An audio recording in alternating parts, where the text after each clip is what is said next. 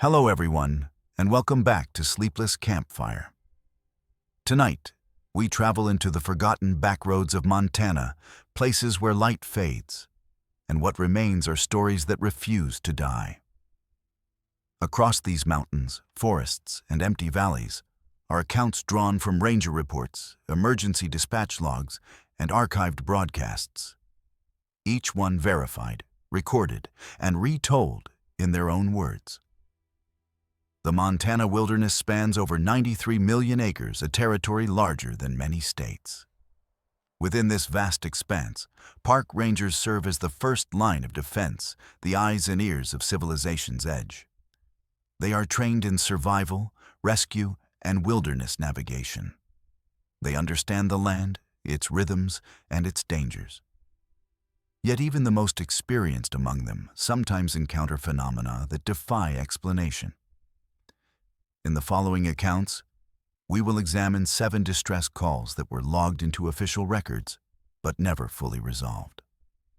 These are not tales of ordinary mishaps or routine rescues. These are transmissions that ended abruptly, encounters that left experienced professionals shaken, and mysteries that continue to haunt the Montana backcountry. The rangers you will hear about are real people. Their names have been changed to protect their privacy, but the events described are documented in official reports.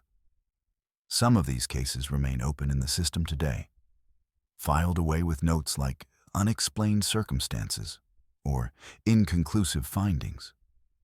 What you are about to hear is not sensationalism. It is documentation, the cold quiet after the story ends. These are the SOS calls that continue to echo through the mountains long after the radio has gone silent. Now, let us begin with our first story. It was early September of 2018 when Ranger Daniel Hayes began his final patrol of the season at Glacier Peak. The 32-year-old had been with Montana State Parks for 6 years and knew these trails better than most. His assignment was simple. Check the remote weather station at the summit, verify the trail markers were intact before winter, and return to base before the first snow. The morning began unremarkably. Hayes logged his departure at 6:17 a.m., noting the temperature was 38 degrees with clear skies. He carried standard equipment: GPS tracker, satellite phone, first aid kit, and enough provisions for 3 days despite the planned overnight trip. The last person to see him was park receptionist Maria Jennings, who later recalled that Hayes seemed his usual self-focused, maybe a little tired from the season. At 10:42 a.m., Hayes made his first scheduled check-in via satellite phone. "Everything's normal here," he reported. "Saw some fresh grizzly tracks about 2 miles back, but nothing recent. Weather holding steady. Should reach the summit by early afternoon." The transmission was clear, lasting 42 seconds. The next communication came at 2:19 p.m. and lasted only 11 seconds. Hayes's voice was lower than usual, almost a whisper. "Something's not right here," he said. "The weather station is... Never mind. I'll call back in 10. The connection then cut abruptly. Though not due to signal loss, it was a sudden termination, as if someone had pressed the end button. Dispatch operator Susan Mitchell noted the unusual nature of the call in her log. "Ranger Hayes seemed distracted or possibly concerned about something," she wrote. "When I attempted to reconnect, the line was busy for approximately 3 minutes, then went directly to voicemail." The final transmission came at 3:07 p.m. It began as a standard SOS call, with Hayes reading his coordinates and stating he required immediate assistance. But 40 seconds into the call, his voice changed. "There's something moving out there," he whispered. "It's not an animal. I've seen every animal that walks these mountains, and this is different." Then came a sound that dispatch later described as a low, resonant hum, almost like a tuning fork. but with a frequency that seemed to vibrate through the transmission itself. The hum lasted approximately 17 seconds before Hayes spoke again, his voice now barely audible. "It knows I'm here. I don't think it means to harm me, but..." The transmission ended mid-sentence, replaced by 3 minutes of what sound analysts would later identify as structured silence, a complete absence of background noise, wind, or static that technicians deemed acoustically impossible in an outdoor setting. When the rescue team reached Hayes's coordinates at dawn the next day, they found his campsite intact. The tent was pitched correctly, his provisions were untouched, and his satellite phone lay on a rock beside his sleeping bag, fully charged and operational. There were no signs of struggle, no tracks besides Hayes's own, and no indication that anyone else had been there. What the team did find was unusual. The weather station Hayes had been sent to check was completely dismantled.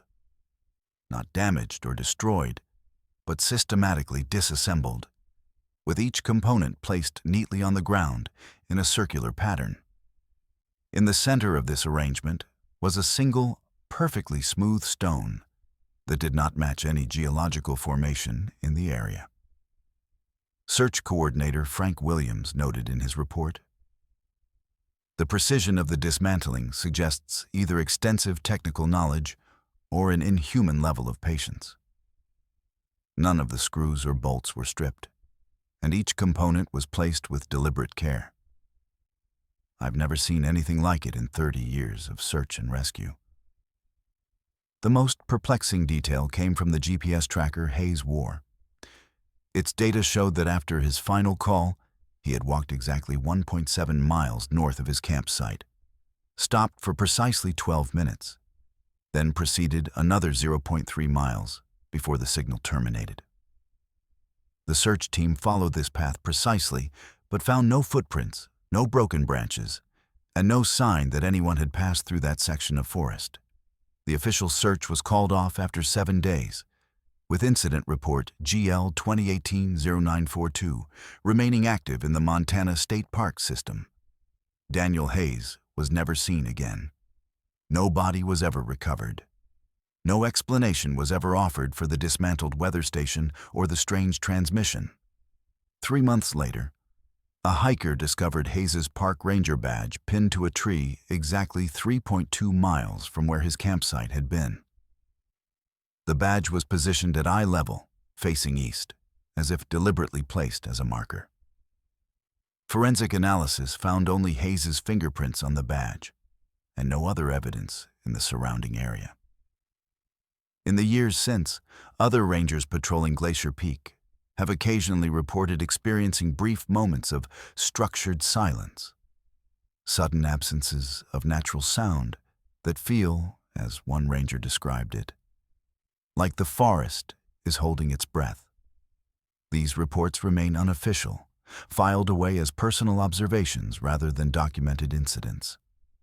The case of Daniel Hayes continues to be referenced in ranger training as an example of unexplained circumstances requiring protocol revision. But no protocol can explain what happened that September afternoon in the Montana wilderness, or why the forest fell silent just as a ranger's voice faded into the unknown. It was late October of 2019 when Ranger Sarah Mitchell drew the short straw for the final sweep of Bitterroot National Forest's remote western sector. At 47, Mitchell was approaching her 20th year with the Forest Service, a career marked by impeccable record-keeping and unflappable professionalism. Her assignment was straightforward: document winter readiness of the 3 most isolated fire lookout towers before the first snowfall made them inaccessible. Mitchell's partner for the mission was rookie ranger Tomas Rivera, barely 6 months out of training. The age and experience gap was significant, but Rivera had shown exceptional navigation skills and an encyclopedic knowledge of local flora that had impressed even the veteran rangers. The two set out from the Hamilton Ranger Station at dawn on October 28th, driving a modified 4 Hummer 4 as far as the unmaintained forest road would allow, before continuing on foot. Their first destination was Lookout Tower 7, a structure dating back to the 1930s that had been retrofitted with modern equipment but retained its historic character. We made it to Tower 7 around 2 p.m., Rivera later recounted in his official statement. Sarah was checking the radio equipment while I documented the structural integrity. Everything seemed normal until I stepped outside to photograph the eastern support beams. Rivera's testimony describes what happened next in precise, measured terms. I heard what I thought was Sarah calling my name from inside the tower. The voice was hers, but softer than usual, almost like a whisper carried on the wind. I called back that I'd be right in, but there was no response. When I re-entered the tower, Sarah was standing by the window, looking west. She asked me if I had called her name. Mitchell herself reported the incident in her log entry that evening. Unexplained auditory phenomenon at Tower 7. Both Ranger Rivera and myself heard what we perceived as the other's voice calling our names. Weather conditions were calm with minimal wind. No explanation apparent. The two rangers chalked it up to the acoustic properties of the valley and continued with their tasks. By nightfall, they had set up camp in a small clearing approximately 2 miles from Tower 7, planning to continue to Tower 8 the following morning. The first distress call came at 11:47 p.m. Mitchell's voice, normally steady and measured, carried an edge of urgency that dispatch operator James Harris immediately noted. "We're hearing movement around our campsite," she reported. "Not animal movement. This is deliberate. Footsteps that stop when we shine a light in that direction, then resume from a different position." Harris logged the call and requested more details. "Are you certain it's not wildlife, Sarah?" he asked. "I've been doing this for 20 years, James," Mitchell responded. "I know the sound of a bear, a moose, a mountain lion. This is different. The footsteps are too regular, too measured. And there's something else, a sound like whispers, just at the edge of hearing." Rivera's voice then came over the transmission. "It's like multiple people talking just out of range. We can't make out words, but the cadence is human." Harris advised them to secure their campsite and maintain radio contact every 15 minutes. The next check-in came at 12:02 a.m., with Mitchell reporting that the sounds had ceased. "Everything's quiet now," she said. "Probably just our nerves playing tricks in the dark." But the third call, at 12:17 a.m., revealed something far more disturbing. Mitchell's voice was barely above a whisper. "They're calling our names, James. Both of us. The whispers are clearer now, saying things like, 'Come this way' and 'over here.' But when we look in that direction, there's nothing there." Rivera then took the radio. "The footsteps have started again, but they're not circling us anymore. They're moving west, toward Tower 8. It sounds like a group of people walking in formation, but there's no flashlights, no gear sounds, just the footsteps." At 12:32 a.m., Mitchell made a decision that would later be questioned in the official review. "We're going to follow them," she told dispatch. "Whatever this is, it's heading toward Tower 8, which is our next destination anyway. We'll maintain radio contact." Harris strongly advised against this course of action, noting that protocol dictated they remain at their secured location until daylight. Mitchell's response was uncharacteristically defiant. "Protocol doesn't cover whatever this is, James. There's something happening out here that needs to be documented." The transmission from 12:47 a.m. was the last coherent communication from Mitchell. "We're approximately half a mile from Tower 8, she reported. "The whispers have stopped, but the footsteps continue. They're not trying to hide anymore. There are at least, I don't know, 8 to 10 distinct patterns of movement. They're not carrying equipment, just walking. Rivera's voice then cut in, sounding alarmed. "Sarah, look. The tower lights are on. That's impossible. The power system was disabled for winter." The final transmission began at 1:03 a.m. and lasted only 23 seconds. Mitchell's voice was filled with what Harris later described as not fear, but profound confusion. "They're not people," she said. "They look like people from a distance, but up close, the proportions are wrong, and they're all identical. We're taking cover behind the ridge west of the tower." What followed was a series of disconnected sounds. What seemed to be Rivera shouting something indiscernible, a strange metallic clicking noise, and then 3 seconds of the same whispering voices that Mitchell had described earlier, now clear enough to be partially transcribed as "join us and stay with us." Then silence. The search party that set out at first light found the Rangers' abandoned campsite exactly as described in the radio calls. They followed the trail of disturbed vegetation to the ridge west of Tower 8, where they discovered Mitchell's dropped satellite phone and Rivera's flashlight, both still operational. The final GPS coordinates from Mitchell's phone placed her at the ridge, but no further signals were recorded. When the search team reached Tower 8, they found it exactly as Mitchell and Rivera had described. The power system, which had indeed been disabled for winter, was somehow operational, with all lights burning brightly. The door to the tower stood open, and inside, everything appeared normal except for the logbook. The most recent entry, written in Mitchell's distinctive handwriting, read, "They want us to stay. They say it's better here. No more cold, no more loneliness. They look like Rangers, but they're not. There's something else wearing Ranger uniforms. They don't breathe. Their eyes don't blink." The entry ended abruptly with a single, smeared word: "Coming." The official search was called off after 11 days due to deteriorating weather conditions. The incident report, BR 2019-1029, remains active in the Forest Service database, classified as unexplained disappearances of 2 personnel under unusual circumstances. In the 2 years since, 5 different Rangers have reported seeing figures matching Mitchell's description near Tower 8, figures that look like Rangers from a distance, but move with unnatural uniformity and never respond to calls or radio contact. These sightings are not officially documented, but have become part of the oral tradition among Bitterroot Forest personnel. What happened to Sarah Mitchell and Tomas Rivera on that October night remains unknown. The official explanation notes possible hallucination due to environmental factors, followed by disorientation and exposure.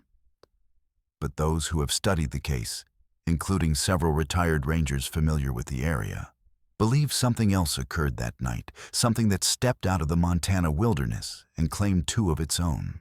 It was the last week of May 2020 when Ranger Marcus Webb began his tenure as the new seasonal supervisor for Flathead Lake State Park.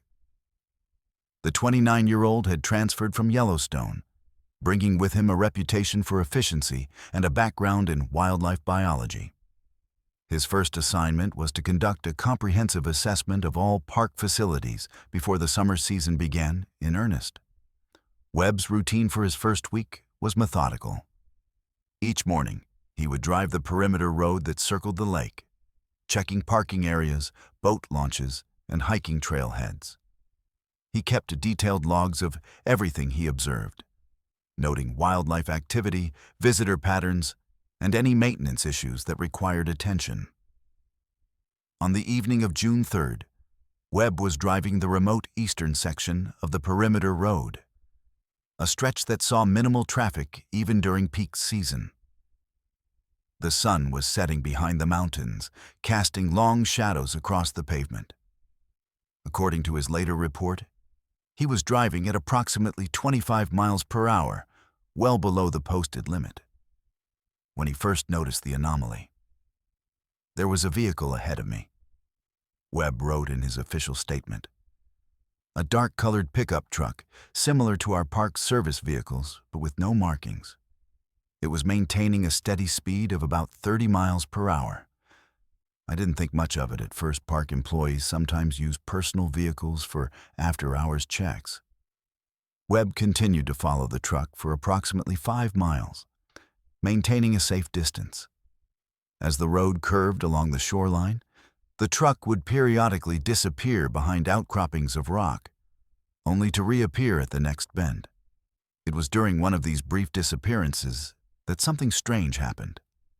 I rounded a corner where the truck should have been visible, Webb recounted, but it was gone. There were no turnoffs, no side roads, no places where a vehicle could have pulled over or turned around. I slowed down, thinking perhaps I had missed something. But the road was clear in both directions. Assuming the truck had somehow passed him without his notice, Webb continued his patrol. 10 minutes later, as he approached a narrow section of road with steep embankments on both sides, he saw the truck again, parked perpendicular across both lanes, as if deliberately blocking the road. I stopped about 50 yards back, Webb wrote. I grabbed my flashlight and radio, preparing to ask whoever it was to move their vehicle. As I approached, I noticed that the truck was running headlights on, engine audible, but there was no one inside. Webb circled the vehicle twice, finding it empty. The driver's side door was unlocked, with the keys still in the ignition. The truck was identical to the park service vehicles in make and model, but bore no license plates or identifying markings. Inside, on the passenger seat, was a single, unlabeled key on a plain metal ring. At 8:47 p.m., Webb radioed dispatch to report the abandoned vehicle.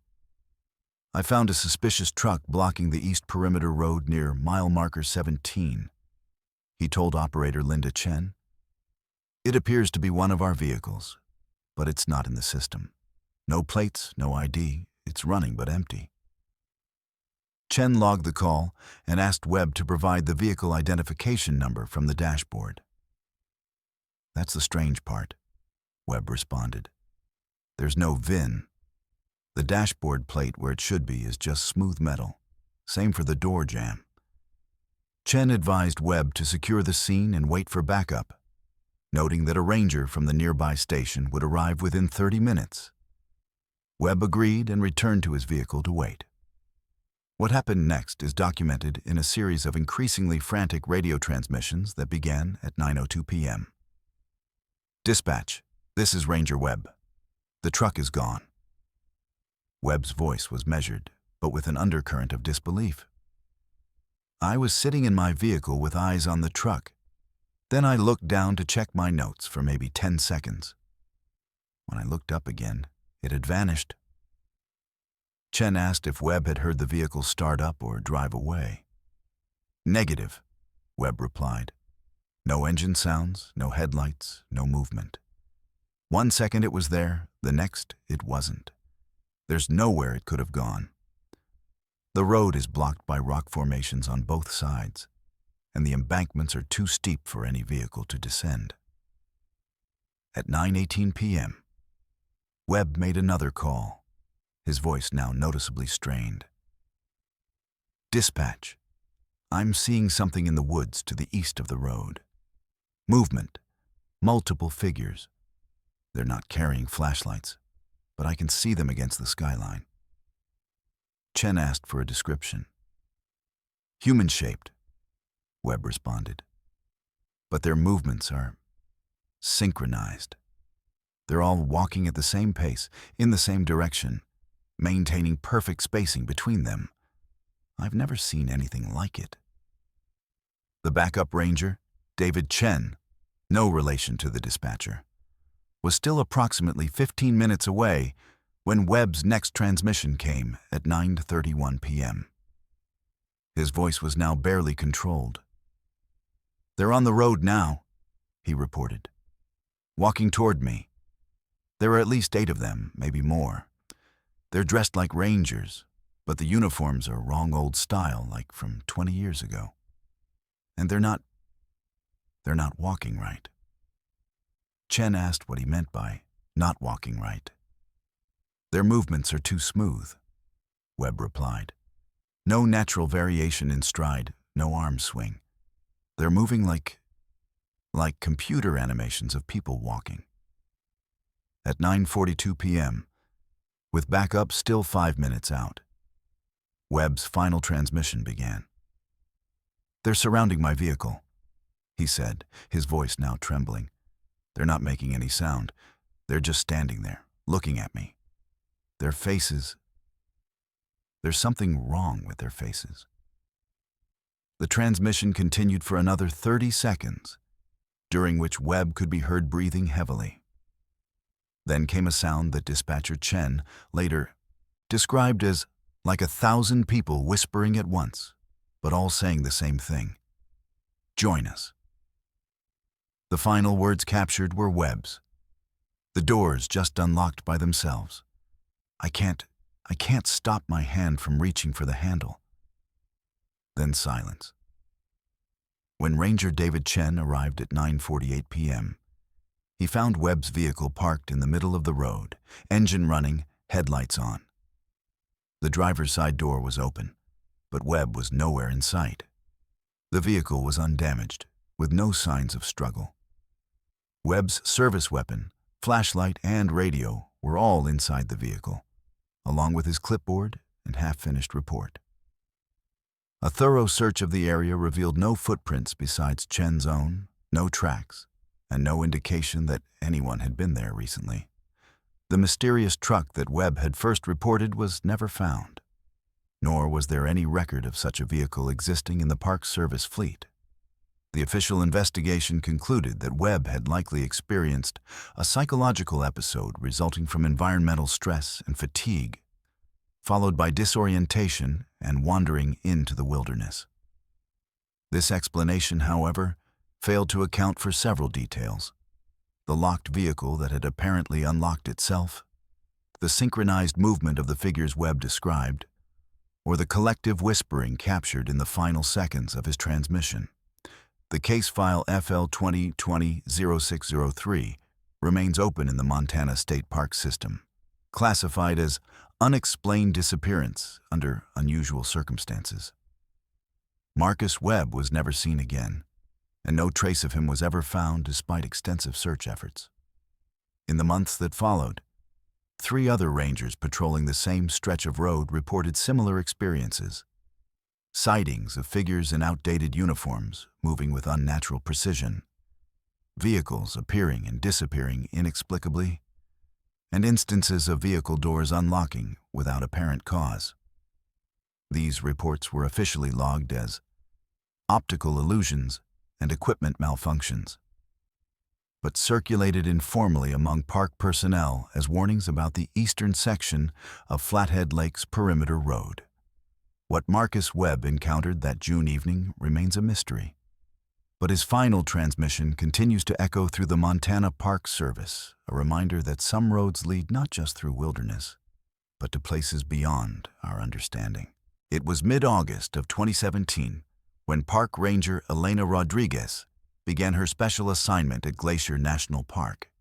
The 35-year-old forensic anthropologist had been brought in to consult on a series of unusual discoveries in the remote Many-Glacier area skeletal remains that showed signs of exposure but lacked any identification or personal effects.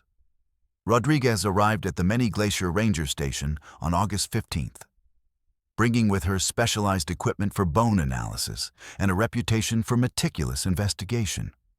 Her initial assessment of the remains confirmed what local rangers had suspected. These were not recent deaths, but rather bodies that had been exposed to the elements for varying periods, ranging from 1 to 10 years. What puzzled Rodriguez was the distribution of the remains.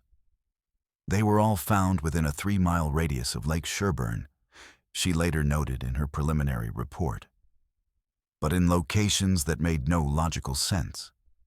Some were partially embedded in rock formations, that showed no signs of erosion or disturbance. Others were discovered in shallow depressions that hadn't existed during previous surveys of the area. On August 18th, Rodriguez accompanied a team of rangers to a newly reported discovery site approximately 2 miles north of the lake. The remains were found in a small clearing, partially concealed by fallen leaves. What made this particular site unusual was the condition of the surrounding vegetation. The ground was disturbed in a perfect circle, Rodriguez wrote in her field notes, approximately 12 feet in diameter, with the remains at the center. But the vegetation within this circle showed signs of accelerated decay, while the plants just outside the circle were healthy and normal. I've never seen anything like it in natural decomposition processes. As the team began the careful process of documenting and collecting the remains, Rodriguez noticed something else unusual. The bones themselves had a strange quality, she noted. They were almost translucent in certain light, with a faint bluish tint that I couldn't identify. And they were surprisingly light for their size, as if somehow less dense than normal bone tissue. That evening, back at the ranger station, Rodriguez began her preliminary analysis. As she worked under the specialized lighting in her mobile lab, she experienced what she would later describe as a moment of profound disorientation. I was examining a fragment of femur bone, she recounted in her official statement, when I noticed something in its reflective surface. At first, I thought it was just the lab lights creating an unusual pattern. But as I adjusted the angle, I realized I was seeing an image, a clear, detailed reflection of a landscape that wasn't the lab or anything I recognized. Rodriguez described the reflected scene as a vast, empty plain under a sky with 2 moons. As she continued to observe, she saw figures moving in the reflection, tall, slender beings that moved with an unnatural fluidity. They weren't human, she stated firmly. The proportions were wrong, the movements too smooth. And they seemed to be aware of my observation, occasionally turning toward where I would have been, as if they could see me through the bone fragment. Shaken by the experience, Rodriguez sealed the bone fragment in an evidence bag and decided to take a break. She stepped outside the ranger station, noting that it was 11:47 p.m. The night was clear and unusually still, with no wind or wildlife sounds. As she stood on the porch, she noticed a faint pulsing light coming from the direction of Lake Sherburne. Against her better judgment, Rodriguez decided to investigate. She grabbed her flashlight and satellite phone, informing the duty officer that she was taking a short walk to clear her head. The officer logged her departure at 11:53 p.m. What happened next is reconstructed from Rodriguez's garbled emergency call, received at 12:18 a.m., and the subsequent discovery of her abandoned equipment. "The light is coming from the lake," Rodriguez's voice transmitted, breathless and urgent. "It's not a boat or a vehicle. It's pulsing, blue-white. And there's a sound now, like chanting, but not human. It's coming from multiple points around the shoreline." The duty officer, Ranger Michael Torres, asked for clarification. "Are you certain it's not other campers or park visitors, Elena?" "Negative," Rodriguez responded. "There's no one here. I'm at the western shore now, and the light seems to be emanating from the water itself. It's creating patterns on the surface, geometric shapes that form and dissolve. And the chanting, it's synchronized with the light pulses." Torres advised Rodriguez to return to the station immediately, noting that her current location was in an area known for sudden weather changes and treacherous terrain. Rodriguez agreed, but her next transmission at 12:24 a.m. revealed that something had changed. "I can't leave," she said, her voice strangely calm. "They're showing me something, in the reflections on the water. I can see what happened to the people whose remains we found. They didn't die here. They came through. From somewhere else. Torres asked what she meant by came through. The lake is a gateway, Rodriguez explained. Not always, just at certain times. When the alignment is right, the people we found, they crossed over, but they couldn't survive in our atmosphere. Their bodies, they changed, became less dense, almost translucent. At 12:31 a.m., Rodriguez's transmission became fragmented. They're inviting me to see more, she said. Not with words, but with images in the reflections. They want me to understand. They're not hostile. They're curious about us, about our world, about what it's like to have solid form. Torres could hear the strange chanting sound in the background of the transmission, growing clearer and more distinct. Elena, you need to get back to the station now, he insisted. Whatever you're experiencing, it's not safe. I don't think they mean harm, Rodriguez replied, her voice now distant. But their presence, it changes things. The air feels different here, thinner somehow, and my reflection in the water, it's not quite right anymore. The proportions are off. The final transmission began at 12:38 a.m. and lasted only 17 seconds. I understand now, Rodriguez said, her voice filled with what Torres later described as scientific wonder rather than fear. The remains we found weren't the ones who couldn't adapt. They were the ones who chose to stay, to become something in between, a bridge between worlds. I think I want to see what's on the other side. Then the line went dead. When the search team reached the western shore of Lake Sherburne at dawn, they found Rodriguez's satellite phone, flashlight, and field notebook lying on a rock near the water's edge. Her footprints led to the water's edge, then disappeared. There were no signs of struggle, no indication that she had been dragged or forced into the water. It appeared as if she had walked into the lake of her own volition. The most puzzling discovery was her field notebook, open to a page filled with frantic sketches and equations. The final entry, written in a hand that seemed to become progressively less controlled, read, "The bone fragments weren't remains. They were records, like data storage, but biological. The reflections aren't just images, they're communication. The density reduction isn't decomposition, it's adaptation. Our physical form is just one possibility among many." The search for Elena Rodriguez was officially called off after 14 days.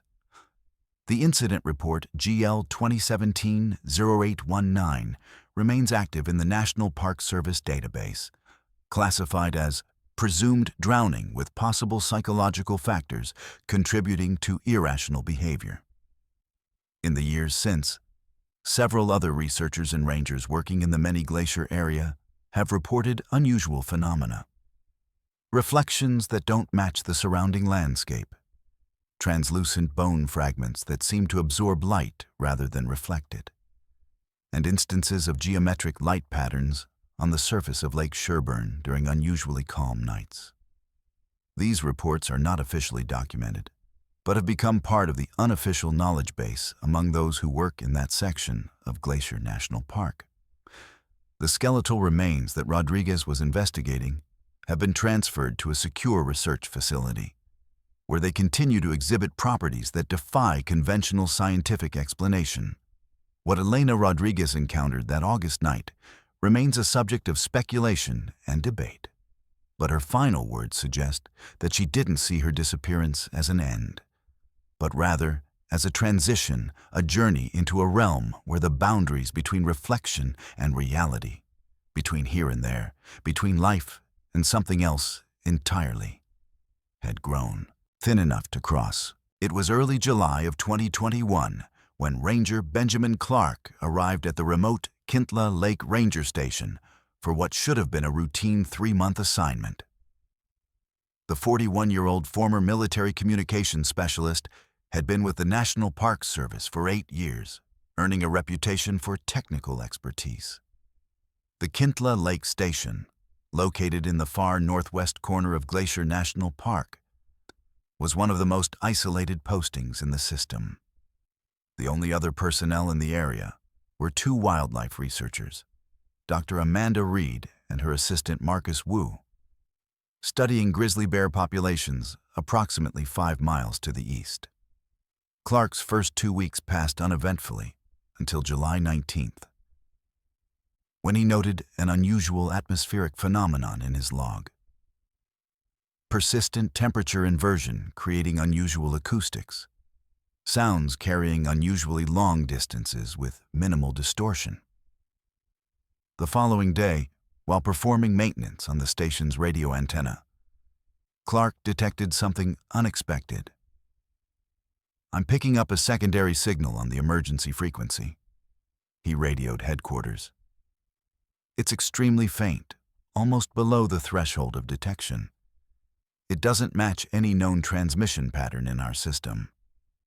Over the next 48 hours, the mysterious transmission grew progressively stronger and more complex.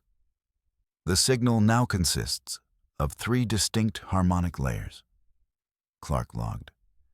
The base layer repeats every 17.3 seconds. The second layer modulates in a Fibonacci sequence. The third layer, I can't even describe the mathematical properties. By July 22nd, the signal was audible without equipment enhancement.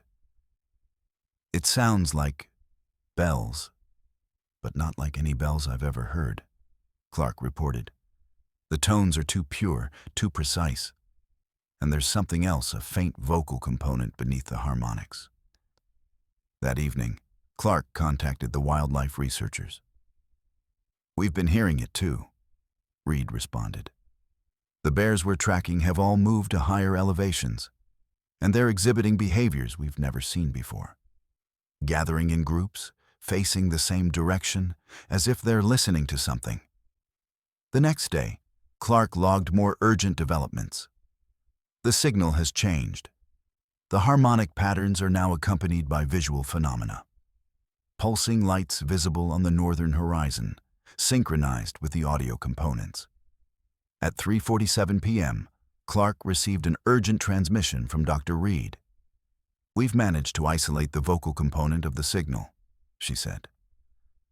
"When we slowed it down by a factor of approximately 100, we found something incredible. It's language, but nothing like any human language we've ever studied. And Ben, it's talking about us, about our world, our biology, our technology." That evening, the phenomenon escalated further. "The signal has become directional," Clark logged. "It's no longer emanating from the north, but appears to be focused on this station." At 9:32 p.m., Clark received his final transmission from Dr. Reed. "Ben, the bears are gone, all of them. And the signal, it's not just observing anymore. It's inviting. We're heading your way." The transmission cut off abruptly, replaced by the harmonic signal with a new component, what sounded like human voices, distorted and layered into the mathematical patterns. What happened next is reconstructed from Clark's final audio transmission, beginning at 11:47 p.m. "The signal is now inside the station," he reported. "The harmonics are creating physical vibrations in the air. I can see patterns forming in the dust, geometric shapes that shouldn't be possible." "The lights are visible inside now," Clark continued. "Pulsing spheres of blue-white light, moving in synchronized patterns. They don't cast shadows. They just are." "There's someone at the door," Clark's voice resumed, now strained.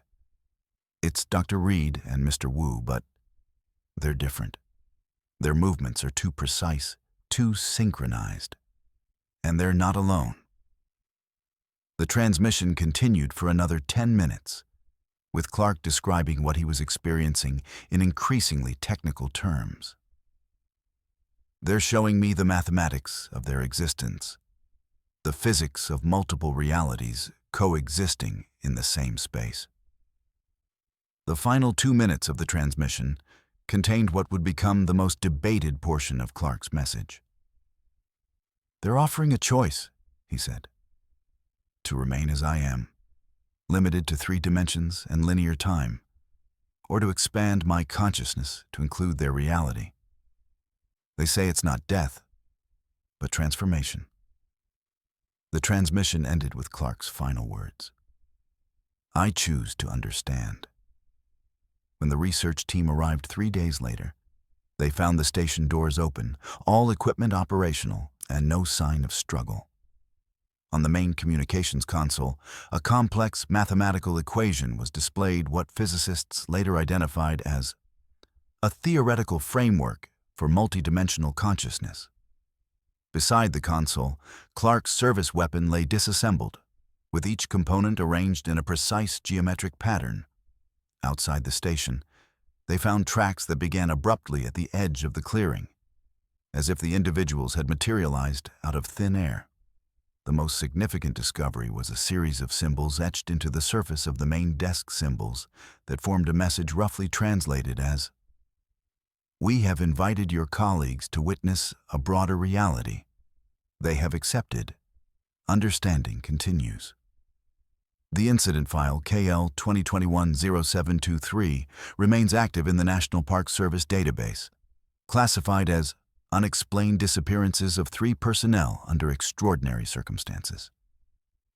No trace of Clark, Reed, or Wu was ever found despite extensive search efforts.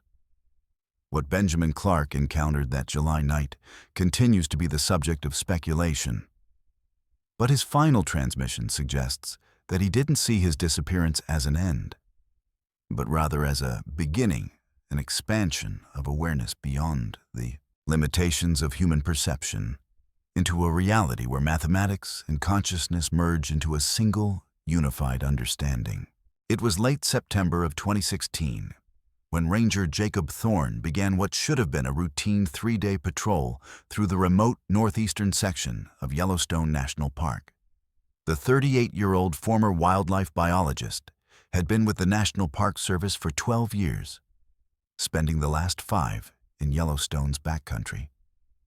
Thorne's assignment was to check several remote wildlife monitoring stations in the seldom-visited Lamar Valley region.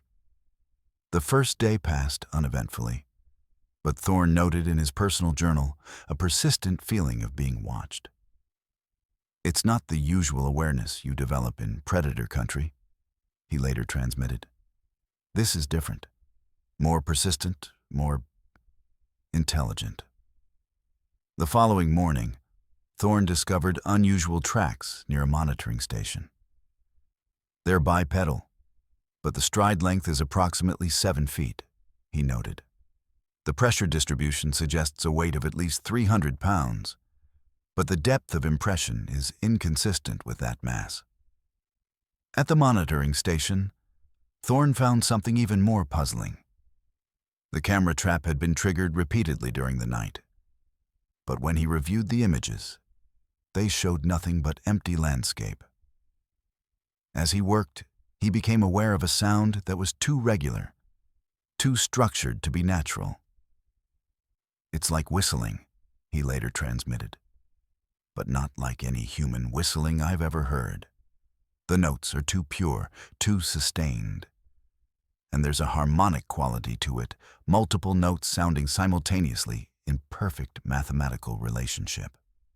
What happened next is reconstructed from Thorne's emergency transmissions, beginning at 7:42 p.m. that evening. The whistling sound has returned. It's closer now, and I can see lights in the distance to the north. More like pulsing orbs of blue-white light moving in synchronized patterns. By 9:03 p.m., the situation had escalated. "They're here now," he transmitted. "I can see them against the skyline. Tall figures, at least 8 feet tall, but impossibly thin. They move with a fluidity that's not human." At 10:28 p.m., Thorne made a decision that would later be questioned in the official investigation. "I'm going to approach them," he told Duty Officer Maria Ramirez. "They're not showing any signs of hostility. In fact, there's something about their posture that suggests curiosity rather than threat." The final transmission began at 11:03 p.m. and lasted only 31 seconds. "They're offering me a choice," Thorne said. "To remain as I am, limited to three-dimensional perception, or to expand my awareness to include their reality. They say it's not death, but transformation." There was a pause of approximately 15 seconds, during which only the faint whistling could be heard. Then Thorne's final words: "I have to see. I have to understand." When the search team reached Thorne's campsite at dawn, they found it exactly as he had described.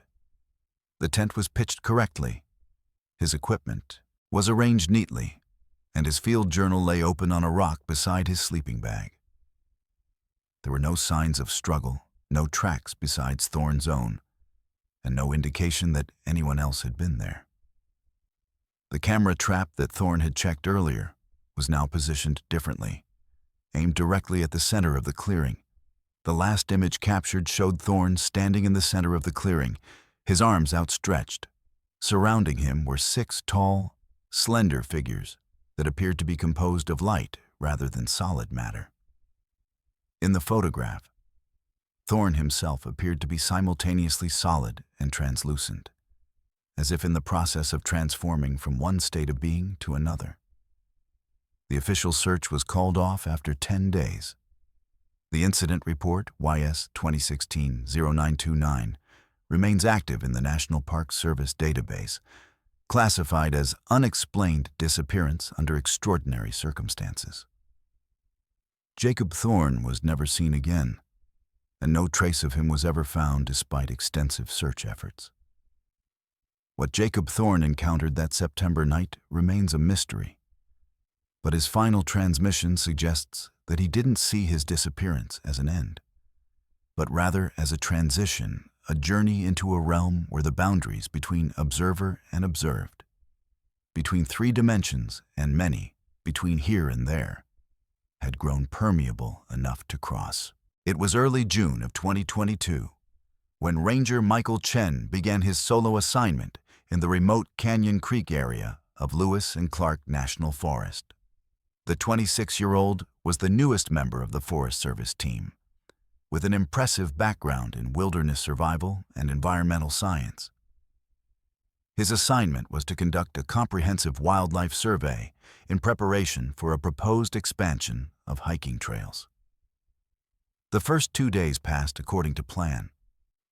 Chen established his camp in a small meadow approximately 3 miles from the nearest road and began his systematic documentation of the area. On June 7th, he noted something unusual in his log. Discovered what appears to be an abandoned structure approximately 1.2 miles northeast of camp. Not a cabin or shelter, but more like a platform or foundation approximately 20 feet by 30 feet, constructed with precision that suggests artificial origin. The following day, Chen returned to examine the structure more closely.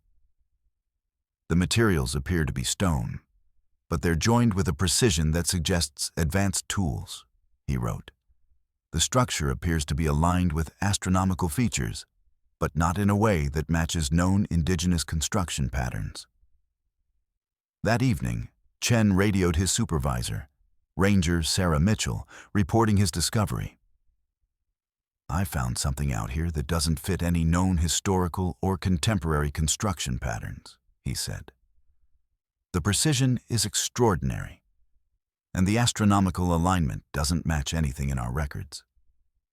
What happened next is reconstructed from Chen's emergency transmissions, beginning at 9:47 p.m. on June 8th.